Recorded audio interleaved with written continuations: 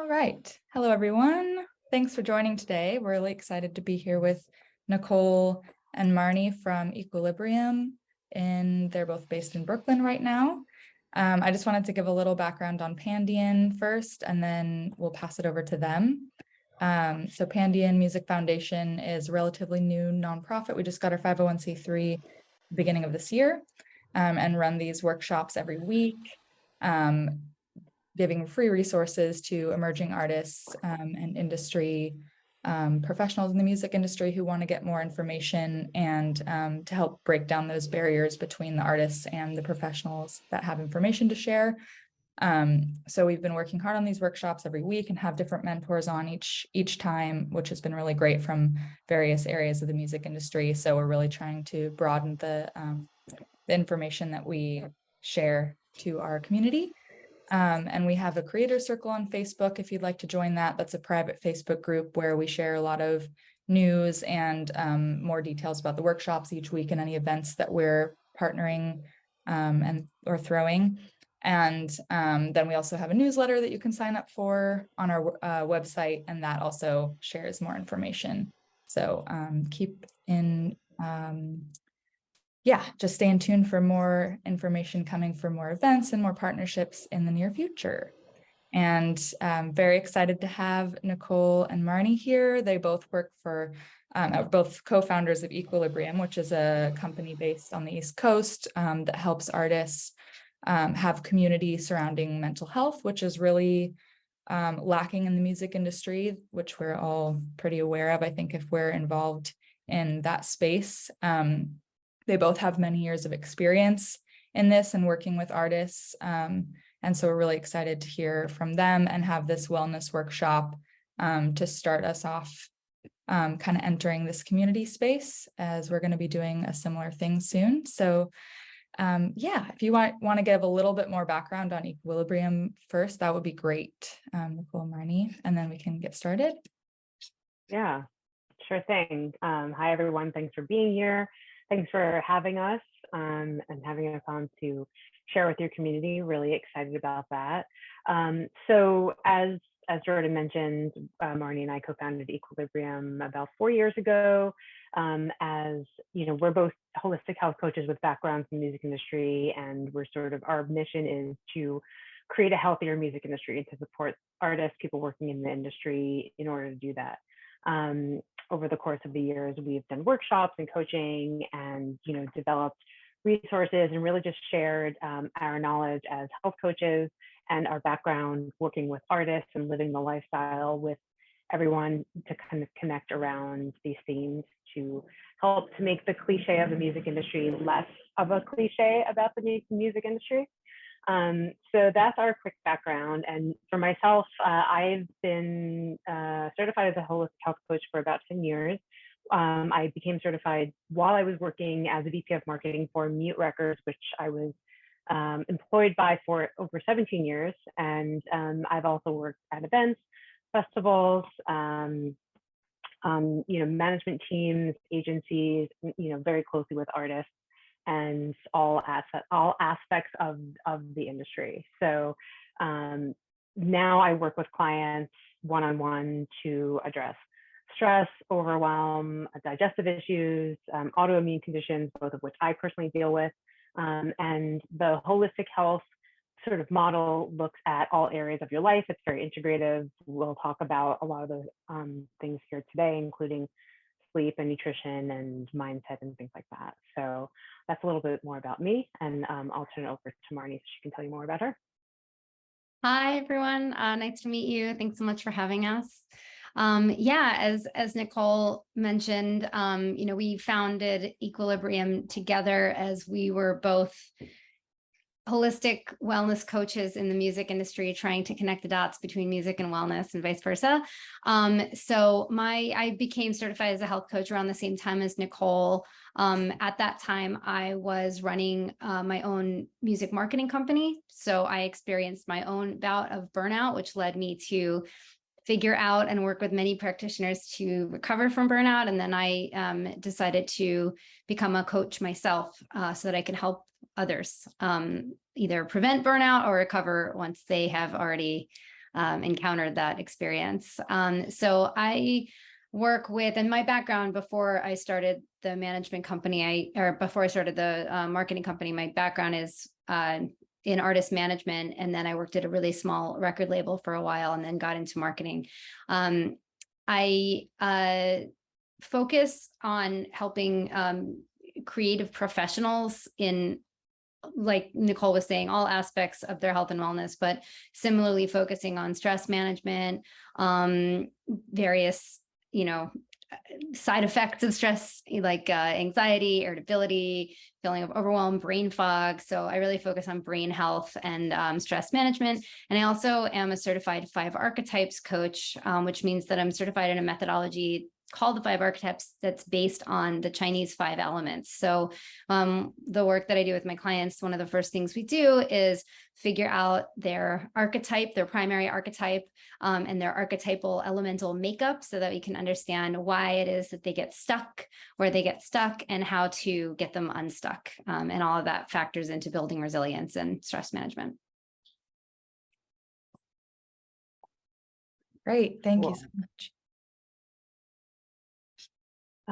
Okay, so I think we'll dive in unless there's anything else, Jordan or Rebecca, you guys want to kind of contribute. So I think today, this is what we call a wellness hour, and it's really an opportunity for everyone in the community to sort of be coached or to sort of bring their areas of concern, their thoughts, feelings, experiences to us as health coaches, and we can kind of talk through them.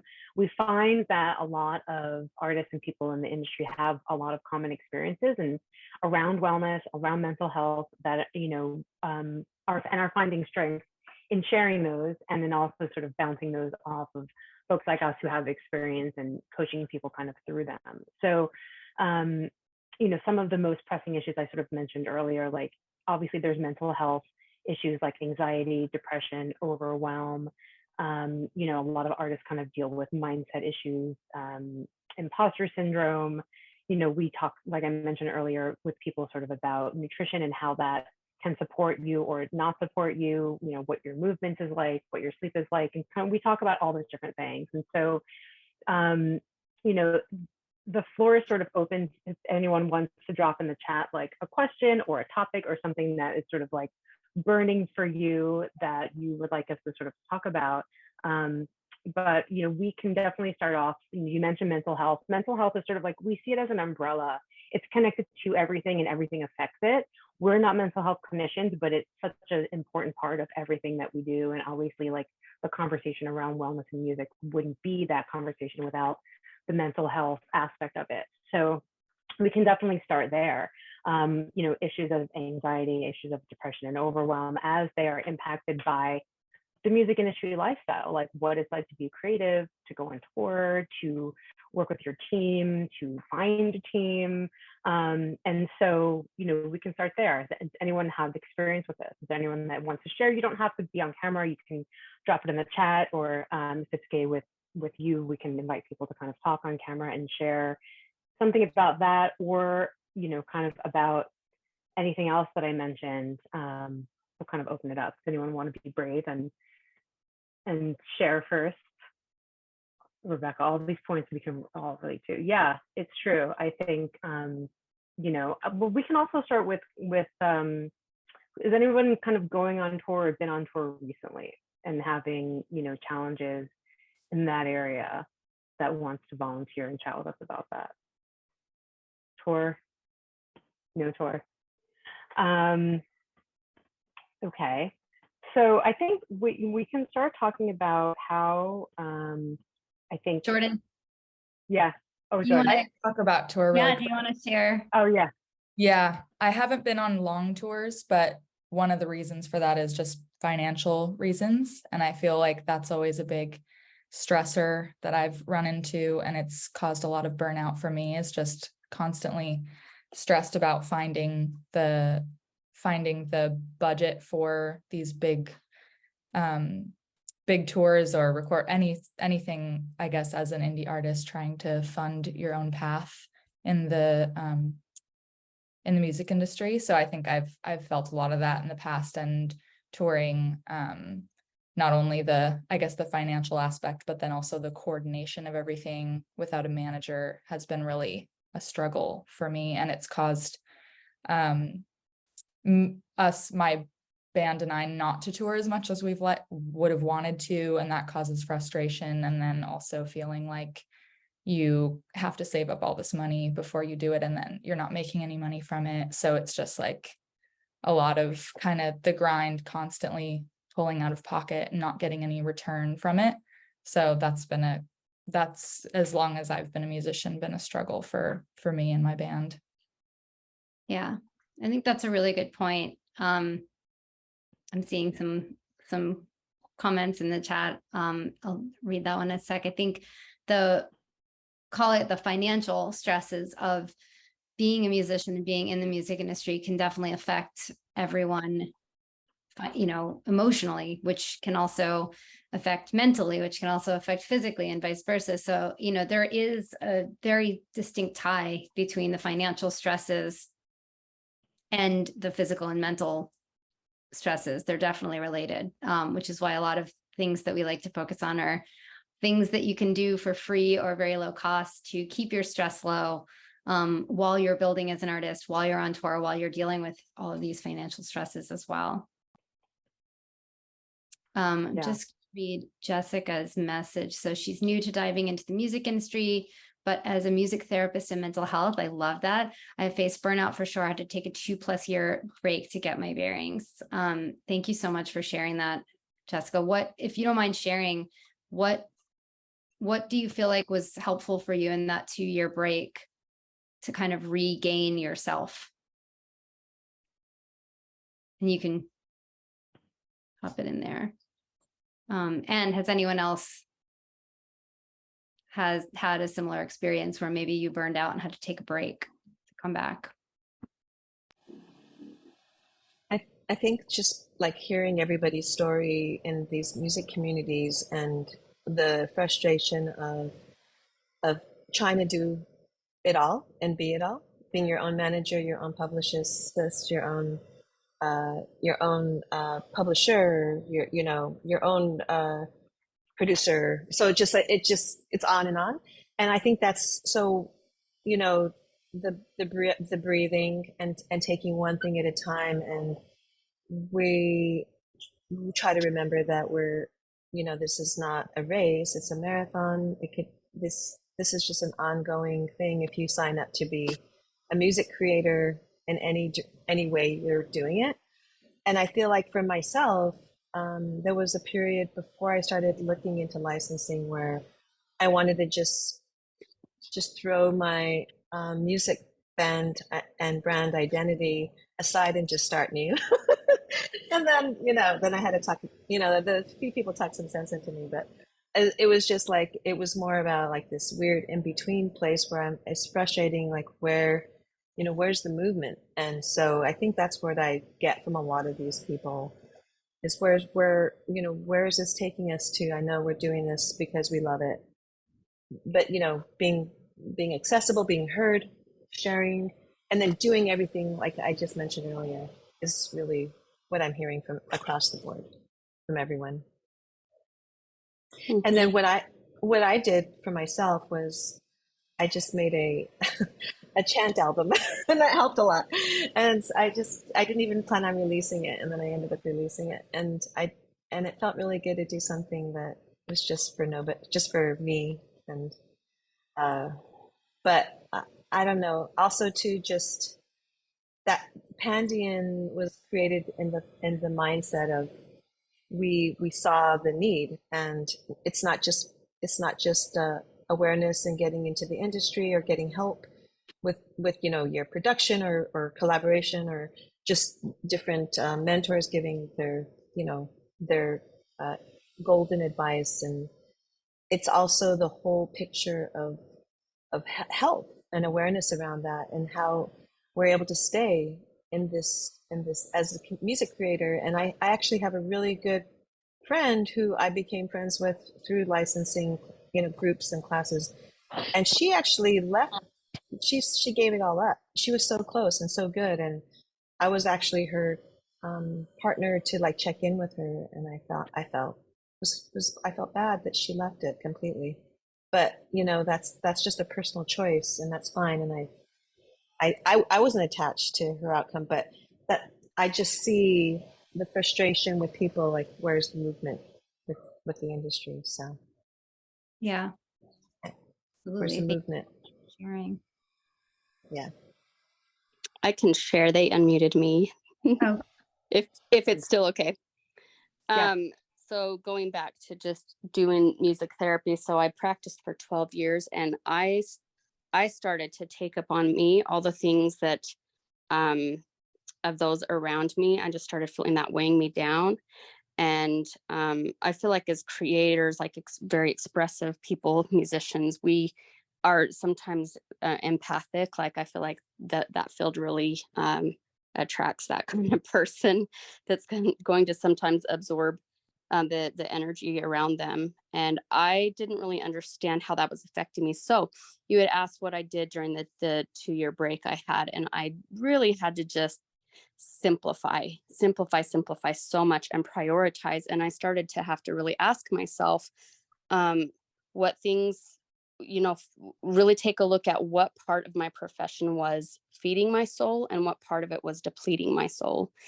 And those were hard questions because I wanted to be able to say yes to everything. I wanted to help everybody. But now, so I've about a little less than a year ago, I started to write my own music. I started to realize, kind of like Rebecca was saying, like I wasn't writing music for me, and I was engaging patients in what they needed and using music to help them. But I was missing the piece where I create for my own health. And so now I have a good balance of that, but it's helped me a lot for music industry as well, that process, because there's briefs that come out all the time and I want to be able to jump on all of them. But I've had to just tell myself, like, if it's not a hell yes, it's a no. Like if it doesn't really speak to me, I can pass it up, and I don't need to be afraid that I'm going to lose an opportunity. Like there are enough opportunities, more than I can handle, that are going to be completely right for what I can offer and how I can serve. And yeah, so that's been a bit of my process. And even to contracts for music therapy, I don't have to say all no to all of them, and I don't have to feel guilty about that, because at the end of the day, like I need to survive. I need to be 100% for my kids and my husband. The people that I live with need me to be whole for them too. So that's all. Absolutely love that. Thank you so much for sharing that. And Yeah. listening to you say that, I was curious because I think the idea of prioritizing comes up a lot when we talk about health and wellness, because we do a lot of things for other people. We even, like you said, do a lot of things ourselves where we're taking on so much, and then we take a second and we go, wait, I'm doing all these things. I can't possibly do all of them and all of them well. What are exactly my priorities, and where do I want to start? And maybe where do I want to put those things as the tent poles of my life and my schedule and my week and day and month, and then build all those other things around those tent poles. So I wanted to put it out and see if anyone else struggles with how to prioritize, or the realization that they do need to prioritize some things over others.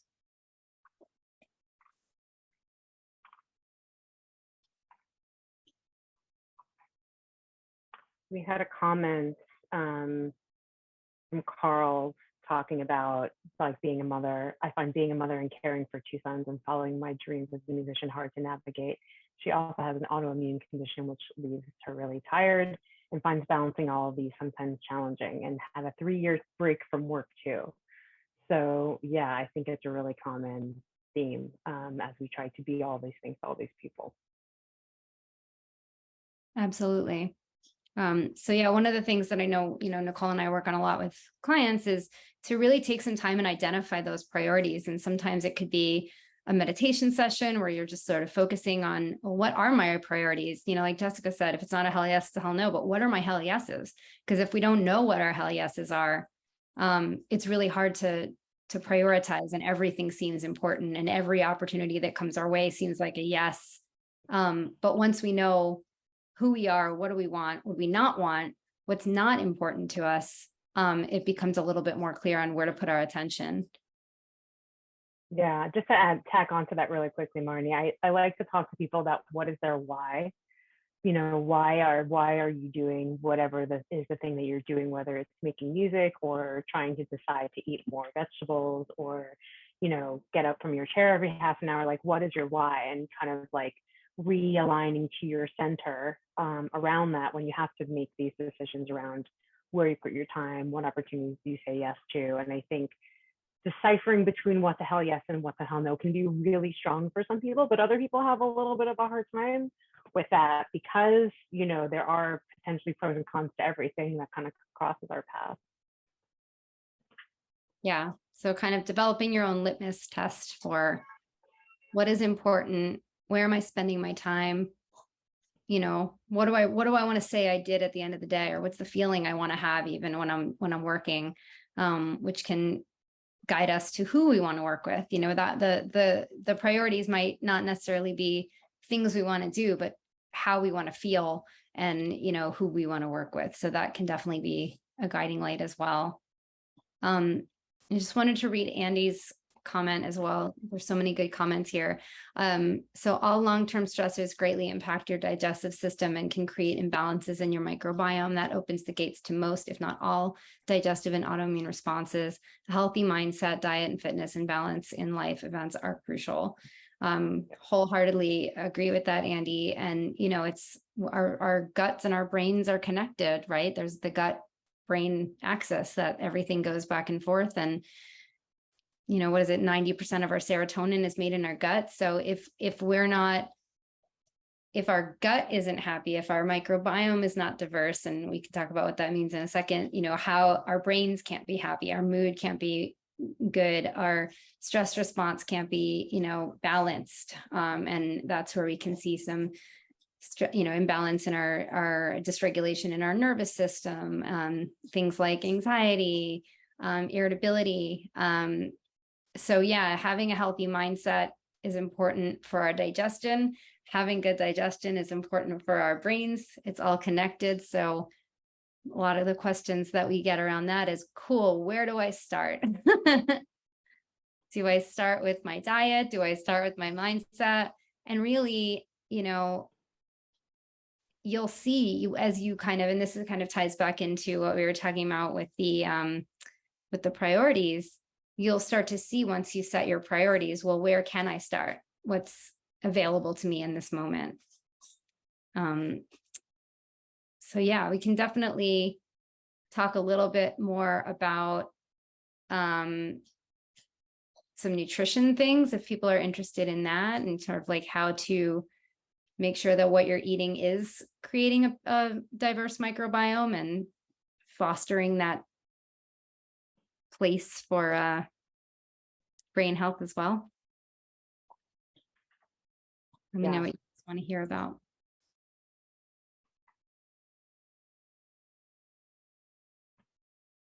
Do you want to circle back and talk a little bit more about stress?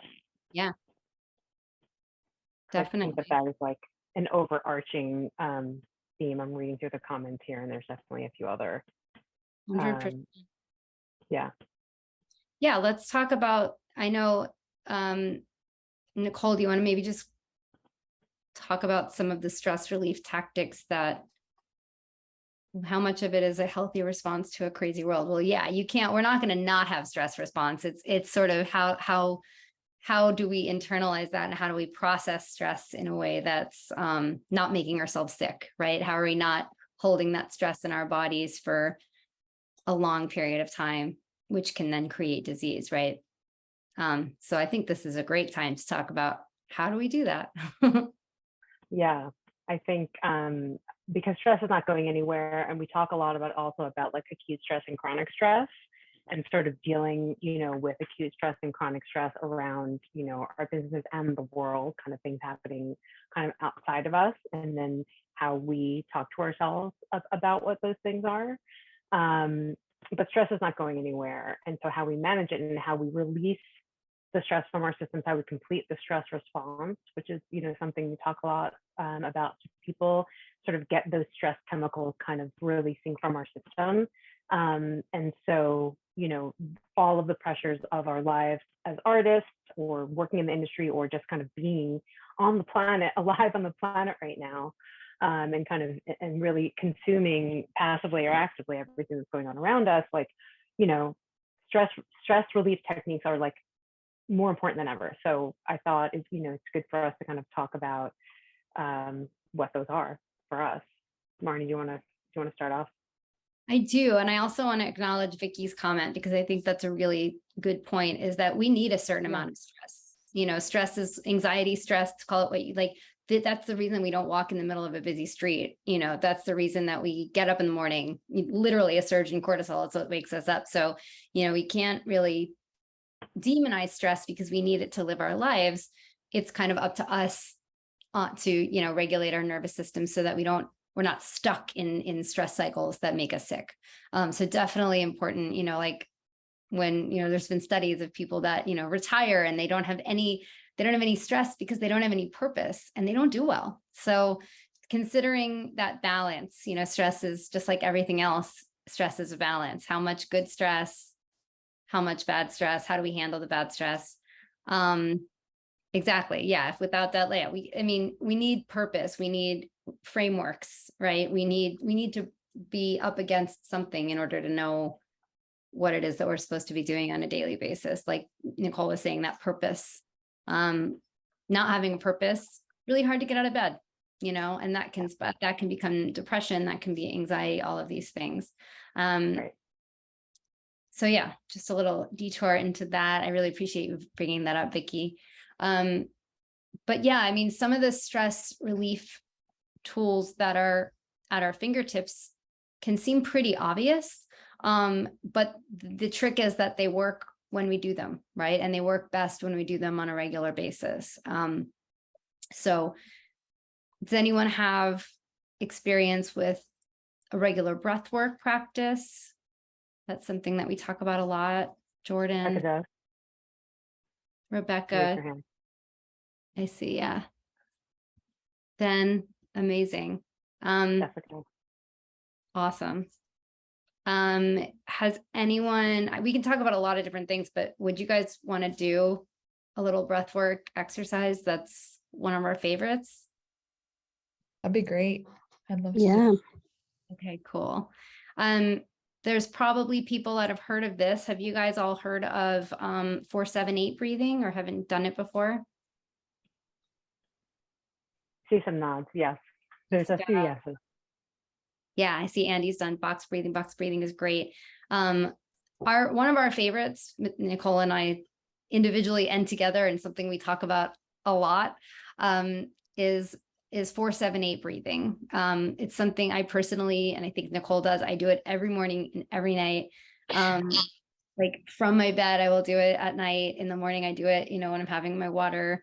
But it's a breathing exercise that was made popular by Dr. Andrew Weil.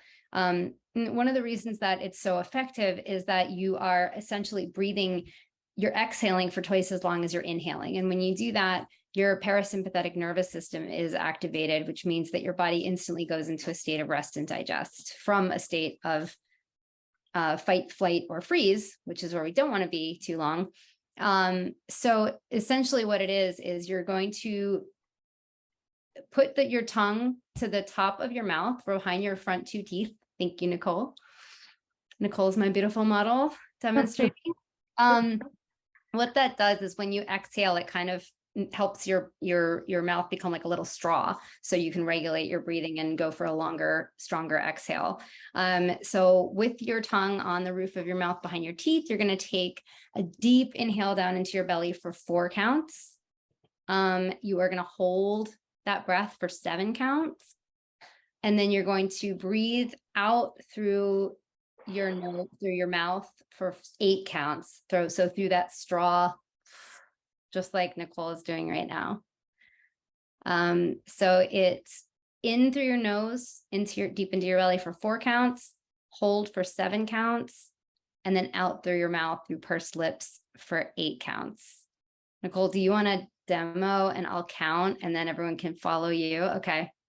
Yeah. So follow along. do it We'll do it. So when you first start out with this, it's a good idea to keep it at 4 rounds because you can get a little bit lightheaded. Definitely make sure that you're sitting when you do this, not driving. I always tell people. And yeah, you can do it throughout the day as much as you want, but at the time, try to keep it at 4 rounds max. It takes about 45 seconds, which is also really nice. So yeah, so everyone get into kind of a comfortable position. Maybe make sure there's no tension in your jaw, which we all have more than we know. And then cool, I will count, Nicole will demo, and let's get started. So in through your nose, 1, 2, 3, 4, hold, 2, 3, 4, 5, 6, 7, out, 2, 3, 4, 5, 6, 7, 8. Inhale through your nose, 1, 2, 3, 4, hold, 2, 3, 4, 5, 6, 7, out, 2, 3, 4, 5, 6, 7, 8. In, 2, 3, 4, hold, 2, 3, 4, 5, 6, 7, out, 2, 3, 4, 5, 6, 7, 8. I think that might have been 3, but I didn't want to do too much. So hopefully everyone's feeling pretty good. Does anybody want to drop in the chat how they're feeling? Kitty loved it. See, Doug has a kitty up there. Oh my God, look at the kid. Did the kitty love it? Oh, Cool. amazing. Nice. Deep and relaxing. Yeah, it's really grounded. Yeah. It's a really good one. Yeah, it's true. I think, a lot of us can sort of sit in the same place all day, just sort of like with stressful things happening, like on a screen here, when we're doing stuff, even if you're, kind of out on the road and playing, and the stress has no place to go. So something quick like that, it can be really efficient, in the morning or in the evening as a stress relief tool. Completing the stress cycle, like as I mentioned before, is something that we see animals do a lot when they like shake off after you bother them or after you whatever pick them up, and humans don't do it naturally anymore. And so or maybe some people do, but things like that. And one of my other favorite tools is tapping, EFT, if anyone's heard of that emotional freedom technique. I found that really, really efficient and effective for tapping, for anxiety, for sleep, and things like that. I'm curious if anyone's tried that or any other tools that you have that you've used, you find useful that you want to share. You can drop them in the chat. Yes, Andy, above the lift. That's a good one. Tapping. So Ben, tapping is it's technique called emotional freedom technique, and it's a combination of like acupressure and sort of psychology, where you tap. It's sort of like a meditation where someone will do a guided sort of listening to a meditation, and as you're listening to it, you're repeating what they're saying, and you're tapping on different places of your face. Here, there's a few different points, and you kind of go through and you kind of do a few rounds of it. And as you're speaking, it sort of brings you through speaking the problem and then speaking like a more positive reframe of the issue, whether it's anxiety, depression, whatever. And it sort of helps your body to calm while you're experiencing whatever unpleasant emotions, experience you're kind of going through. There's a lot of free resources for it online. Brad Yates is someone that has a YouTube channel with extensive meditation videos, as well as there's something called the Tapping Solution. That is an app that has some free tapping meditations, and it also has a paid subscriber level as well. It seems really wacky and weird when you start doing it because you're just kind of like tapping on your face. But it is really efficient and effective, and I highly recommend it, especially if things like meditation or breath work haven't worked for you, because sometimes it can be hard to get out of your own head. And this sort of gives you something to listen to / repeat. You don't have to repeat it, but it's kind of brings you through a short experience. Usually they're like, you know, they can be as short as 4 minutes. It can be as long as like 13 minutes. So yeah, it's one of my favorite tools. Yeah, thanks for asking, Ben. I'll drop in the chat one of the links that I use. Jessica says, I like to use music with some rhythmic elements to guide my breathing and love to incorporate gentle flowing movement and deep stretches. Yeah, that sounds great. I had a question, Nicole or Marnie. So there's one technique that one of my associates uses, and I forget the name of it, but it's when your brain can't do any of the other things, like it can't, you know, you're just so stressed, especially what happens a lot with youngers, that they, this seems to work immediately as they focus, okay, they say to themselves, my feet are on the ground, I look up, you know, and I see the light. And so kind of like you're counting in, or you're kind of associating with yourself in the place that you're sitting. And that's the first thing, because then you're getting out of your brain immediately. Do you know what the name of that is? I don't Sounds like remember the a name. sensory meditation. I've also heard it Yeah. called like the five senses. So I can see X, I can hear X, I can feel Right. X, I can touch X. Right. There's a few different versions of it, like Marnie said, sensory meditation, but sort of like some also people do it like 1 thing I can see, 2 things I can hear, 3 things I can take, you know, sort of grounding yourself in your physical experience in the senses of the world when you're kind of like spinning out, is I think what Right. you're saying. Right. Like nothing, like your breathing will kind of help, but you really need to just get out of your head immediately, and then you're able to go to the next step. Right. And So all that's of us, good.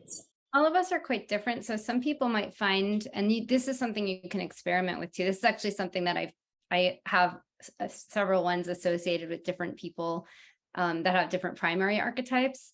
But if you don't know your archetype and you just know how you are, you can experiment with this. But some people might be better. They might click out of the rumination or anxiety faster with visual. Some people might be better with auditory. So if you're short on time, you can always do, you know, zero in on like 5 things I can see. And it can even be like, you can even, you know, tailor it. So 5 things in my room, 5 things I can see that make me happy, you know, so depending on what mindset you need to kind of like go into from where you are. But you can keep it really simple, and it's a really amazing exercise because you really are, it's really hard to be in your head when you're doing that. And it seems like I've had clients like, oh, that's okay, fine, I'll try it. And they try it and they're like, oh, wow, like I really wasn't thinking while I was doing that. So that's a great one. Yeah, that's exactly it. It's like, especially with like somebody who's really like a student, for instance, who doesn't know how to control their emotions or whatever, and they're really upset. And not that adults can't control their emotions either, but you know what I mean? Like they're kind of spinning. That's what I meant to say. Like right. And so that's really good. And then I think that would work for adults too, especially if they're right in the conversation that's bothering them, and they can do something to help get them grounded again, right? Or something that's a thought, or yeah. So thank you for that. And you could do it over and over again too. So, you know, if you feel like your thoughts are going back in, you know, you can go back to it. Yeah, I really like what Jessica was saying with her kids, and that certainly can work for us too as adults. Like instead of telling yourself to take a deep breath, you know, smell the flowers, blow the bubbles, even like I've heard like blow a balloon, and that way you're doing that, you know, definitely helps. And this is where that like customization, self-experimentation comes in. You know, not every single thing works for every single person. And when you try all these things, you know, you can start keeping a little toolkit of the things that work for you. So you have them on hand, literally in your notes app. Like you can literally keep a toolkit, like a list of things, like go-to things. If you're like, I don't know what will help me right now. Sometimes actually visually looking at a list and going, oh, right, yeah, that did help me last time, I'll do it. Because when we're spiraling, it can be hard in the moment to remember that stuff. I love your you're bringing up the toolkit, because I have that also, this imaginary toolkit that I take along with me, and I think memorizing your toolkit, and then that's really the invisible toolkit, and then that would be like, is it a chant? Is it the deep breath, inhale, exhale? Is it just focusing on something else? So I love that invisible toolkit, like a really beautiful memory you can pull into your heart. Yeah. Yeah, So find your happy place. But yeah, I mean, and you can have like degrees of it too. You know, there's certain things that it's like, this is my first degree. Oh no, Miyahoo, I chant that too. That's awesome. I love that. That's kind of what goes through my head when I get stressed, and that's my go-to. But yeah, you can kind of go, okay, so like my first level of stress is this what I do. If that doesn't help, then I, add this on, so you kind of have like a triage, so to speak, of stress relief. And that's, yeah, what you said, Vicky, that's what I was talking about earlier with like doing the 4-7-8 morning and night. For me, like it sets my day, but then it also winds me down at night. But the other thing that it does is that it becomes second nature. So it's like right at your fingertips when you're doing it. Like what, Jonah's saying, like doing that for years, you're like, okay, that's just like, it just pops into your head immediately. Like same thing if you have a mantra, and your mantra can be, I'm okay. Your mantra can be whatever it is, but like the more you practice it, just like anything else, even prayer, like Val was saying, prayer, like the more you practice something, the more you say something or tell yourself something, just like memorizing lyrics to a song, it'll just instantly, lock in. So there's less time between like the panic and the solution. Yeah. And I think also to add on to that, I think the more you practice things, the more your body gets to recognize that these are safe places. Like I know for me with tapping, the more I do it, the better it works, because immediately your body knows. Like as soon as I start doing it, I start to yawn, which for me is like a signal that my body's releasing stress. And your body starts to know instantly, like this is a safe place, I can relax. And so you're kind of building up your internal resources as you go. Exactly. Also, just one more thing, just to mention on the breathing, because I think there are some people that get super stressed and they can't breathe, they can't take a deep breath, especially if you have something like asthma or like an actual, or even like a cold. Sometimes that can seem stressful. So one of the things that I work with people that have trouble with that is just start with an exhale, because that's the stress relieving part of it anyway, like we were talking about earlier. So if you can exhale, you're going to have to inhale at some point. But if you start there, it can feel a lot less stressful than starting with a deep inhale, which can sometimes feel a little anxiety producing. So just that. Yeah. And then I think, this might be a good time to talk about some anti-stress nutrition things. So a lot of us are magnesium deficient, which is something that comes up a lot. Magnesium is one of the minerals in our bodies that induces relaxation and calms our bodies down. And when we don't have enough of it, Andy on the L-theanine, Andy, you are amazing. I love it.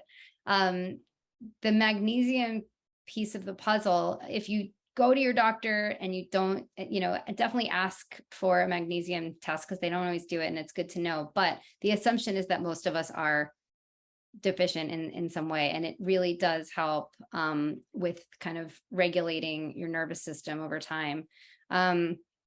Bananas, I'm not sure about their magnesium. They're definitely high in potassium, but some of the things that are high in magnesium are dark leafy greens, which are also high in folate, which is also great for your brain health, also great for digestion and a host of other things. So a lot of these things are multi-purpose, which is great. Dark chocolate, which I know a lot of us are fans of. I personally don't need an excuse to eat dark chocolate, but if it's a magnesium booster, I will do it. Pumpkin seeds, almonds for sure. Nicole, what am I missing? Magnesium. You mentioned dark chocolate, you mentioned leafy greens. I think like those are the major ones. I also wanted to just kind of tack on there that if you are interested in supplementing with magnesium, which a lot of people do, there are different kinds. And usually it's magnesium glycinate that you want. Some of the other magnesiums have a not so great effect on your digestion and elimination system. So if you are someone that is interested in supplementing with magnesium, I would say magnesium glycinate is, Yeah. is where you want to go. But yeah, Rebecca, great. I think like whole grains, leafy greens, some dairy for sure. I think that you'll find magnesium in a lot of the sort of whole foods that are kind of often talked about as sort of part of a healthy diet. And but definitely the ones you mentioned, Marni, are like the top ones, Yeah. particularly nuts. Nuts for sure. And obviously nuts in moderation, just because they are high in fat and we can eat a lot in a sitting without even thinking about it. But they're so great. I mean, they're such I don't know about you guys, but when I'm like traveling on the road or whatever, like those are my go-tos, because even for breakfast, if I don't have like a meeting or something and I just need to like run out the door, like some handful of nuts and some fruit is like a great pairing. Because just fruit alone could spike your blood sugar and make you a little on edge and not quite give you that protein or fat. So that's like kind of one of my favorite go-to on the road meals for stress. But Joan, I eat too many nuts too. It's a real problem. I have to like really, I have to measure them now. Avocados are also a pretty good source of magnesium as well. And just to Nicole's point, if you like, yes, 100% magnesium glycinate. All magnesiums are technically have laxative effects. That's what Nicole is elegantly saying. So, just to be careful with that, just kind of try it out on your body, see how you feel. But magnesium glycinate has the least amount of that effect on your body. But it also is a reason that magnesium is like, if you have muscle pain, that it can help with like muscle pain, muscle spasms, because it literally does relax your muscles. And for that as well, if you do supplement with it, obviously talk to your doctor. We're not doctors, but some people prefer to take it at night because it can make you sleepy. But if you do need to kind of tone things, down a little bit for yourself, then you might find that taking it during the day does help. And then, yes, absolutely, yeah. And B12 is a great one. B12, a lot of us are also low in B12. And if we have anxiety or stress, or we kind of feel jittery, we could be low in that one. Again, if you do supplement with that, I would say, especially if you're a vegetarian or a vegan, because B12 is really hard to come by outside of animal foods, except for certain types of mushrooms. And I'm pretty sure that it's shiitakes that are highest. I don't know if we want to fact check that, but I'm pretty sure.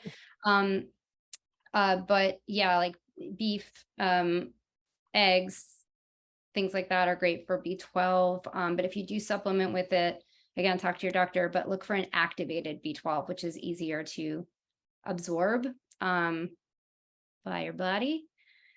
And then we can also talk about omega-3. Nicole, you want to talk about omega-3 for a little bit? Yeah, I think, a lot of us know omega-3 as being found in fish, high fat, fatty fish. And I think that it is a really key nutrient for brain health. And like Marni mentioned before, if you're a vegetarian, it can be hard to find in non-meat sources. Like you can get supplementation that's from non-meat sources, but it doesn't necessarily offer all of the same ALA, EHA, EPA, DHA for supplementation, but that is really, really important, especially if you're vegetarian. So that's really key. And I think, in general, healthy fats and protein. And if you're, I forget if we said it before, someone mentioned that they, needed a lot of help with nutrition. And I'm kind of curious what you think you need help with. But, as we're kind of talking about relating to anxiety, things like brain health, brain fog, and trying to kind of keep our stress levels down, making sure that you, well, first of all, do eat and that your body does have food in its system, because once you start to feel hungry, it actually causes a stress reaction. So that can cause anxiety itself. But if you're also eating a lot of carbs, whether they're complex carbs or, fruit or just kind of straight up sugar, if you're not balancing it with healthy fats and protein, then it can spike your blood sugar, which should also cause anxiety and other sort of, mental health sort of impacts. So I think that the combination of healthy fats and protein with fruits and vegetables, always what we kind of recommend. You know, everyone is different. Everyone's by individual. A lot of you have obviously done a lot of work on this and kind of know what you need to eat. But I think, you know, the sort of, if you're thinking about it from like a stress release, like anxiety, brain health, trying to focus, manage your life, kind of big picture. I'm a strong proponent of breakfast. A lot of people like coffee for breakfast. Coffee also elevates your cortisol, and you know, and so, oh, I love a green leafy nut butter blueberry snack sounds great. If you're like, one of my go-to, well, my go-to in the morning is like fruit and vegetable smoothie with like nuts and protein powder, and you know, so kind of having a little bit in there, because you know, in order for your brain and your body to work most efficiently and effectively, you do want fruits and vegetables. I'm a big proponent of fruit. I'm not scared by fruit. Some people are like not into fruit, but you do also want to make sure that it's digested more slowly by including fats and protein. And you know, these are like very general guidelines, but I really encourage people to try and fuel their bodies as early in the morning after they wake up as they can tolerate, because some people can't really tolerate eating first thing in the morning. And caffeine intake is very rampant in our industry for obvious reasons. So, you know, how that interacts with the food that you eat and how that interacts with, you know, triggering the stress response and anxiety, like it's a whole other workshop. But these are just sort of like, you know, basic guidelines, because sometimes people are sort of feel like I'm fine and they're not putting it together that like the reason they might have like an anxiety spike at noon is because they didn't eat breakfast, or maybe they just had coffee or they had a bagel.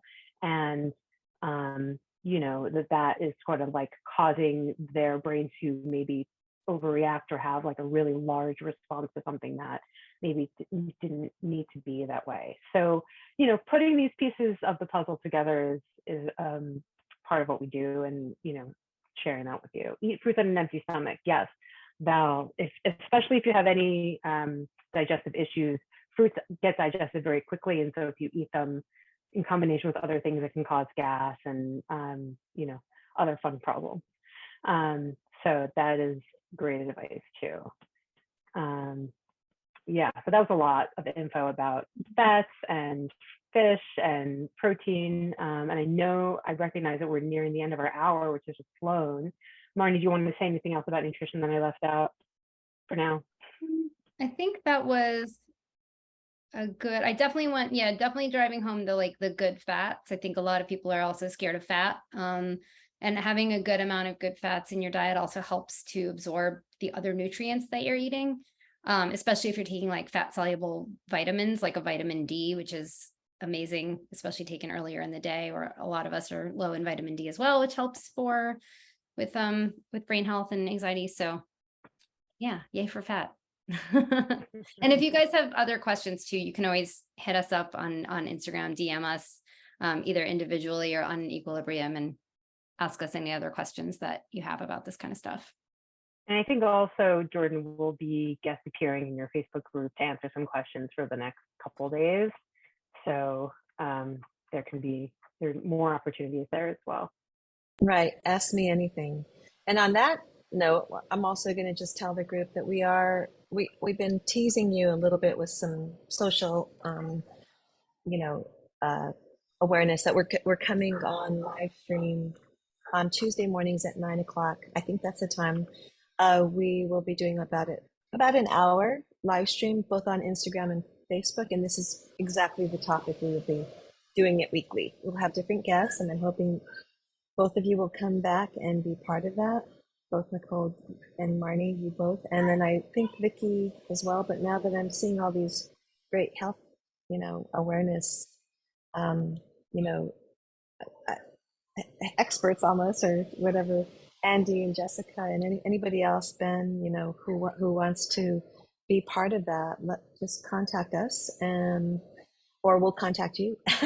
And so yeah, so Pandion Music Foundation, we are like Jordan said earlier, we are, you know, we're hosting these weekly workshops that are free, and we are starting this.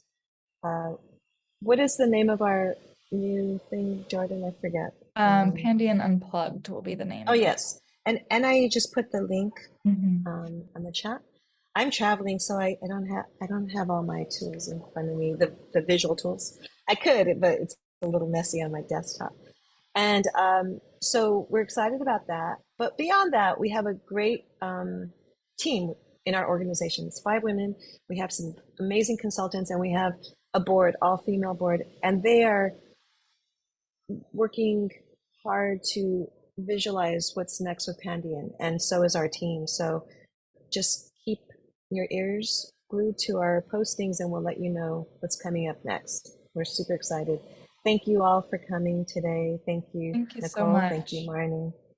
Thank And you. thank you, everyone, for your comments and your interaction. And that was really amazing. The, the breathing and just all the words of wisdom. Thank you. Thank you Thank so you. much. It's immediate calming. That breathing helps so much. Yeah, keep Is it in your back pocket. I'll put it in the chat. 478 breathing, so you can Great. Google that. Thank There's you. also on our Instagram, most of the pandemic, we did these things called reset, where we would do videos of, live Instagram live guiding through breath work. So they're pretty deep in there now, and you can't sort things like you used to, but I can always send that over to you. Great. Thank you so much, Thank everyone. you. Thanks for being here. This was wonderful. Thank you all. Thanks. Good to see you all. Okay, have a good day. You too. Bye. Bye. Bye.